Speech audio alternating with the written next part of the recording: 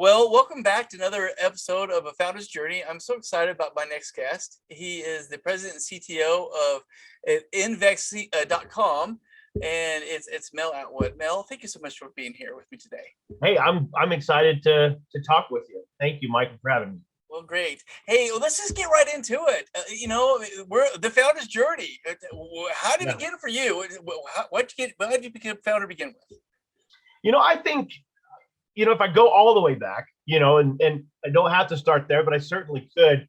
My mom sort of instilled it in us. And when I was very, very young, we would grow a garden, and my parents would have extra pumpkins or extra raspberries or extra zucchini from the garden. And, we wouldn't use it. And, we would give some away, of course. Mom would make zucchini bread, whatever, but we would always take it out to the corner. And it was, they put on a little red wagon and pull it out to the corner and sell it. I mean, certainly there's the quintessential, lemonade stands and things that would happen as well. But somewhere in the early 80s, my parents were big scouters, big Boy Scouts of America supporters. So they subscribed to Boys Life. And in Boys Life, there was an ad for a direct selling company called, oh my goodness, Sunshine Sales Club. Just took me a second. It go all the way back to the 80s. Sunshine Sales Club. And mom, for some reason, thought that I should sign up in this sales club and go. And you know what? I did that from, I had to have been like 7 or 8 years old on my pedal bike, pedaling around, taking this catalog, taking orders, putting it in. And so it started really early. Entrepreneurialism, the idea of entrepreneurialism started really, and I did that for many years and, made, I don't know, I didn't make very much, but I made enough, that it was worth the time and effort and energy. And I found something exhilarating about the idea of getting money from people. I love that from the very, very early age. Yeah. Well, that's great. So all of a sudden, now jump forward. I'm guessing you've done some other things, and Sure. Was Invex? Is this your first? I'll call it more tech business. Was a lot of things before that, or? No, I had different odds and end jobs that I tried different things.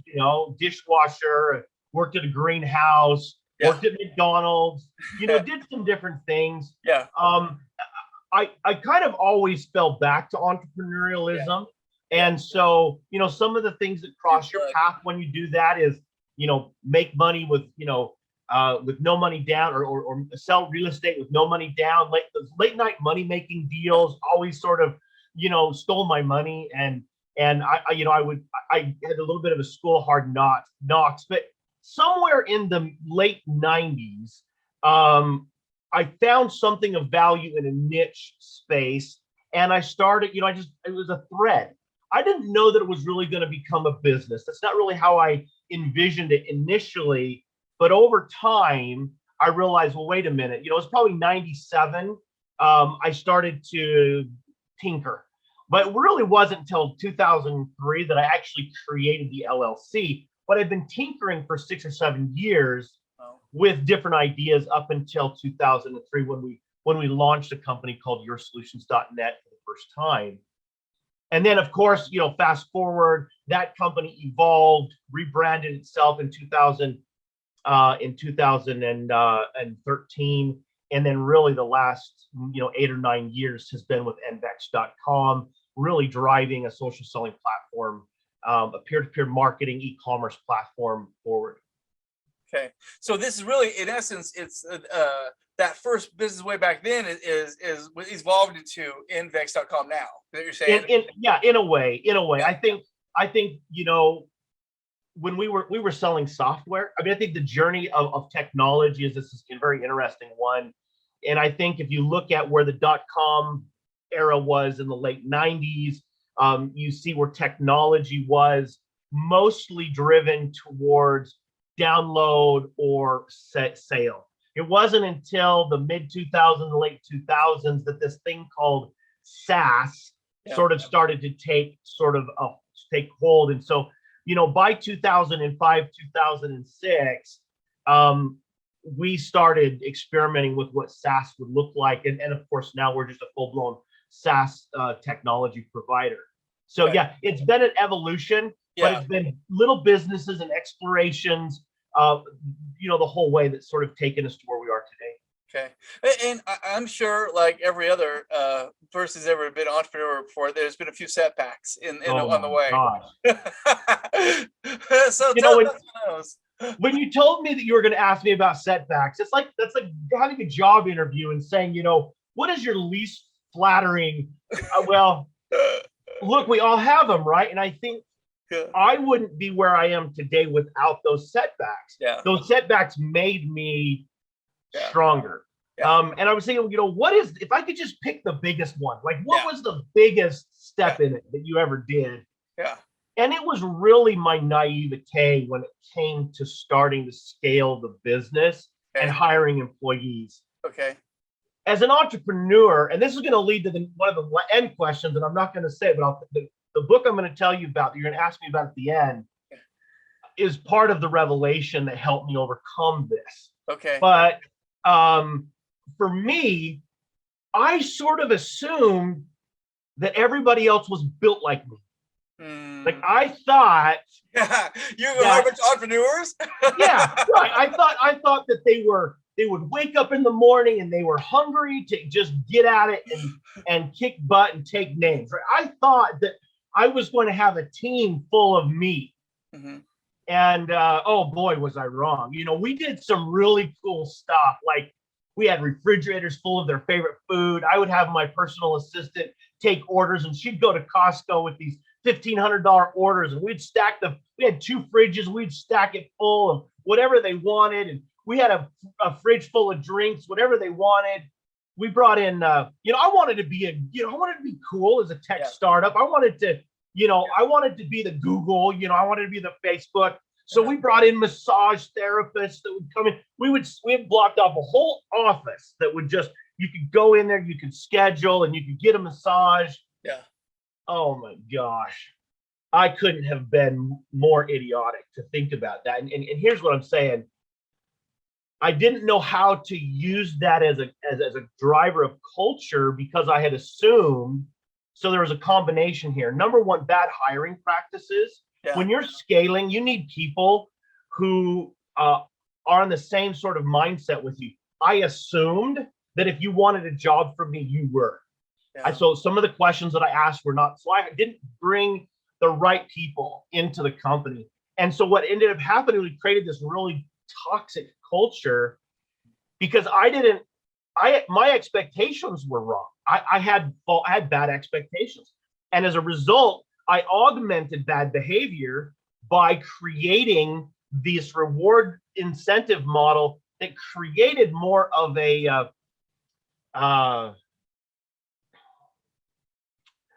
pushing the bad behavior. Yeah, I mean, well, I think the people just started expecting it, right? They so when their favorite drink wasn't there, what the heck? Yeah, wait a minute. Instead of being grateful and having that, it turned into oh my gosh, you don't have my Coke in the fridge.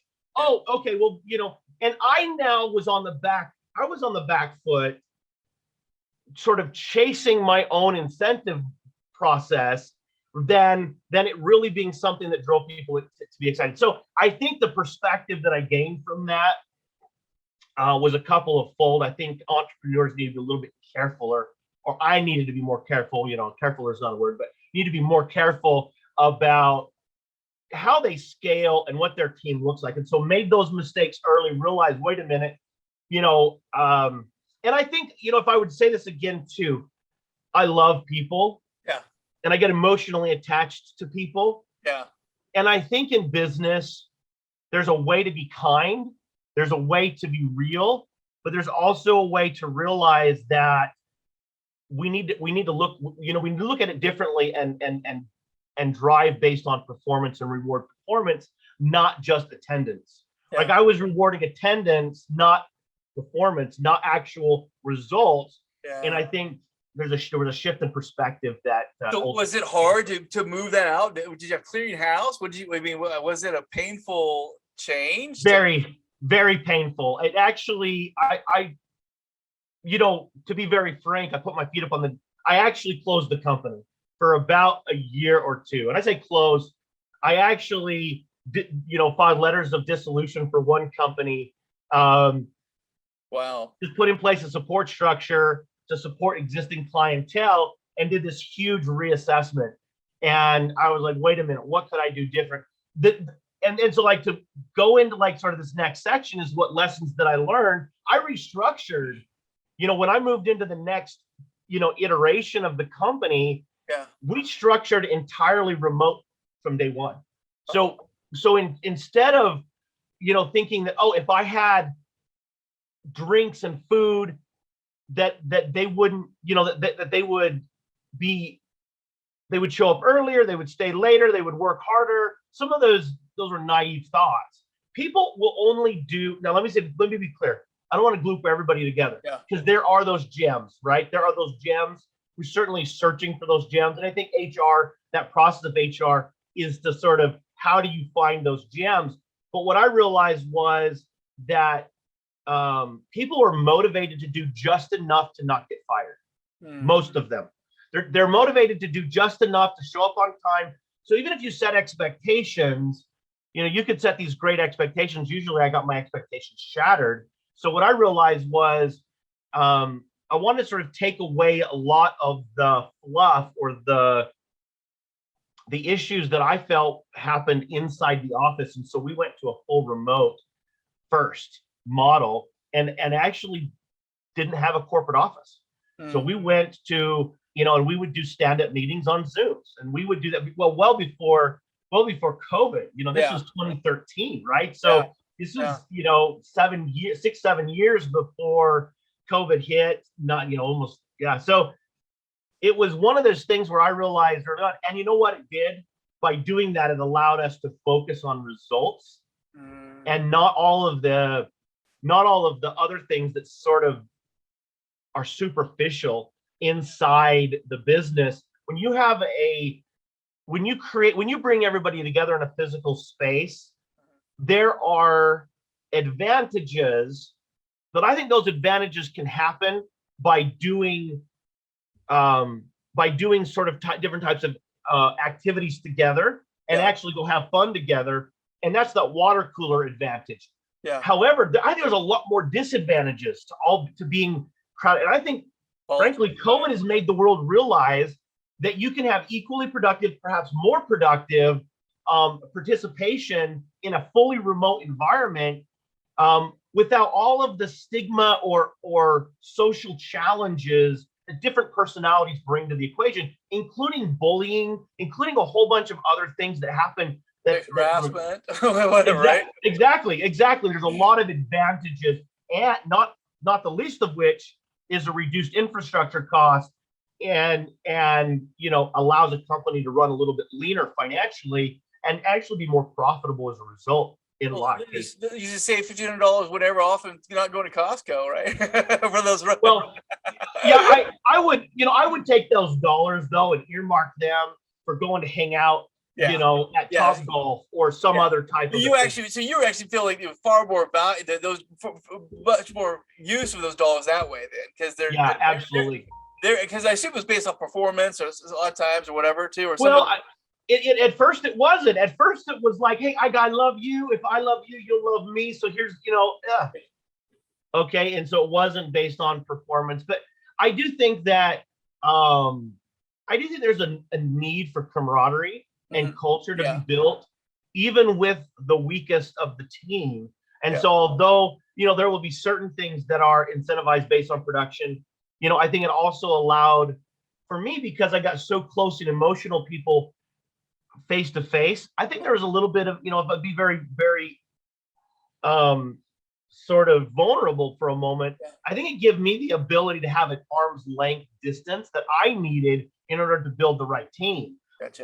Face to face, belly to belly type deal. And gotcha. Yeah, sometimes we have to be a little more distant than but that's not necessarily in your personality type, right? You're a lover type guy. You want to connect with everybody, right?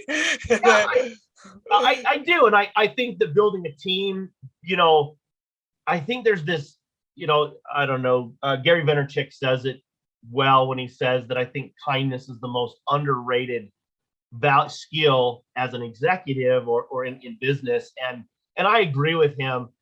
I think maybe I took it to too far. When you look, you've got to just set the expectations that yeah, you're important as a person.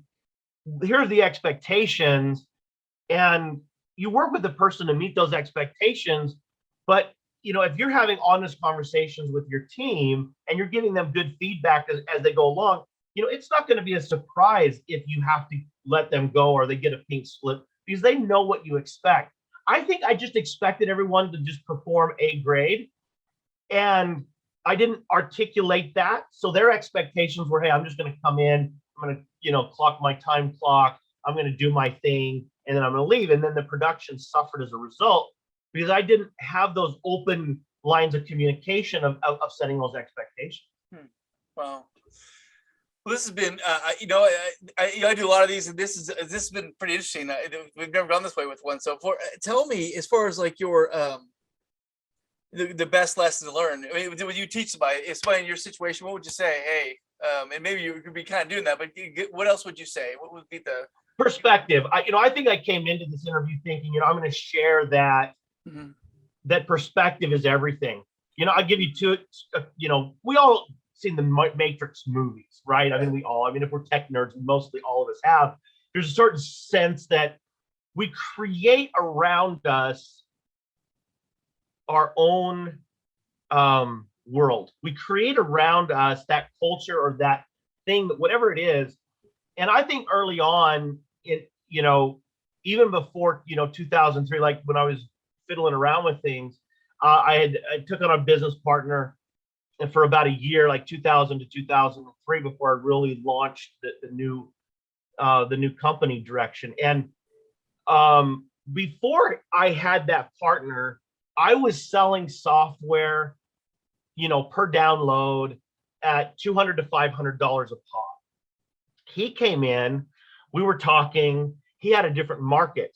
It was a different market. I wasn't, selling it to a completely different market.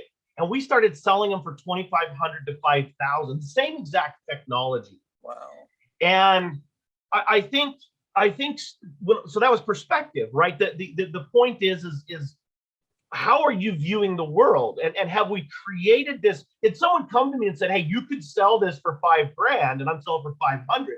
Here's a 10x mechanism. It was a perspective scenario. I wasn't building enough value into it. I wasn't talking to the right people, whatever it is. I think the same thing happened with my team. My perspective was about my world. Like I went in with these blinders on. This is me and this is the world and this is how I see it, and everybody sees it the same way. And early on, I think a lot of entrepreneurs go in this with this. We all do, right? An entrepreneur requires passion. Yeah. If you don't have this, like this thing that just like drives you forward, you're not really an entrepreneur. Like that's like number one. Yeah. The thing is that not everybody's built that way, right? And I think that this leads into the book I'm gonna share. It's called Good to Great, right? The thing about Good to Great is, that's by John Collins, and it says why some companies make the leap and others don't. And I think this goes back to the E-Myth, the entrepreneur myth. I think it goes back to some of those other books that you can read as well. And the reality is that we come into it as being an entrepreneur and we find ourselves going, well, wait a minute, I'm only one man, I'm doing everything. And at what point in time do we peel off and actually delegate and start having staff? And I think I was more naive than most. And I think as I think about perspective and where I was at, as my perspective shifted and changed, so did the business. As my perspective shifted. So I would say, look, if there was one thing that everyone should take away, is that we should be questioning our traditions. We should be questioning our business models. We should be assessing. Look, I'm going to get a little religious for just a second. In the beginning of Genesis, so this is going to apply to all Judeo-Christians, okay? Regardless of denomination. In the beginning of the Bible, God did X, and then what did he say? He sat back and he looked around and he said, hey, we did a pretty good job. Or I did a good job, right? Whatever it is, right? So he did the thing and then he assessed the thing. He did the thing and then assessed it. He did the thing and assessed it. And I guess sometimes what happens, and I think goes into this fail fast, fail forward mode, are we setting appropriate assessments to question our matrix, our constructs that we've built up? Like when we say this is our marketing channel and these are our pricing mechanisms, we should probably ask ourselves every 6 to 9 months, why? Yeah. Why is that our pricing? And can we prove in the marketplace? And maybe even, I mean, if you've got large enough resources, as you scale your company, you should probably doing case studies and proof case and new market analysis and proving, hey, can I create a market funnel that does a 5x or a 10x on my product? What kind of traction do I get? It changes the economics of an entire business when you go from selling a $500 this to then taking the same thing and selling it for 5,000, but maybe with the 5,000 you provide a little bit extra support. Yeah. So maybe you do the configuration for them, or you do this, or you do this. There's consulting that comes along with it, whatever the individual application is. But now, what's the trade-off? The trade-off is maybe I built a stronger relationship that's going to last longer, that's going to scale better than here's a piece of software and you're selling it for $15 a month or $50 a month in a simple business to consumer SaaS environment. Maybe there's a business to business play. That's what Nualo is. And the latest version of our business is Nualo. We took our technology, and I would say this for any product managers that are out there, anyone who's in charge of, looking at the product and scaling it, is, what if you were to take your technology and create a new company or subsidiary that used it? When you're using your own technology, your perspective changes. Again, this is the whole thing of what I'm trying to say. Your perspective changes, right? Now I'm looking at it from a consumer perspective, not just asking a consumer how well I'm doing, and not just doing, focus groups and stuff where we're trying to ask the right questions. But when you're actually then looking the other direction, you've got a different perspective, and you're actually using your own software as they're trying to use it, some light bulbs start to go off. Yeah. And it's like, you can do UI testing, and you can set up all of the different, test cases and run code through test cases and use cases. It is not the same as taking a piece of software, setting it up for yourself, and utilizing your own software the way a customer would use it. And as we did that, we innovated and did some things. And now, I feel like in our niche, we're trendsetters. We're doing things that nobody else is doing, but it's because we're now utilizing the technology from a different perspective. And I think that's the key. I would say is, in Good to Great, they talk about HR, they talk about where people fit on the bus, and moving people around on the bus. Maybe you have the right person, they're just in the wrong role, and that's perspective. And I think we need to question, hey, are you in the right role? Maybe you're not doing a good job because this is not where you're best suited. So I think perspective in every way in our business is the key. Okay. Well, I think that's been, I think you're absolutely right. And this has been really enlightening. I'm sure that people listening to this are going to really appreciate your stories, your vulnerability. And that is a great book. And so I really appreciate you coming on, Mel, and really enjoyed this conversation today. And so if someone wants to learn more about you, your business, what would they do? Just look me up on LinkedIn or Facebook, Mel Atwood, MEL, look, I got right there, Mel's, just Mel Atwood. I'm pretty easy to find out there in Facebook or LinkedIn. Connect with me. I think that's, look, I'm more interested in networking and connecting, being connected, growing that network than anything else. So just type in Mel Atwood into LinkedIn and reach out to me. Okay. And then Envex, ENVEX.com, right? Yeah, absolutely. Invex.com. So, well, that's perfect. Hey, thanks again, and we'll see you at the Founders Journey. Hey, thank you so much, Michael.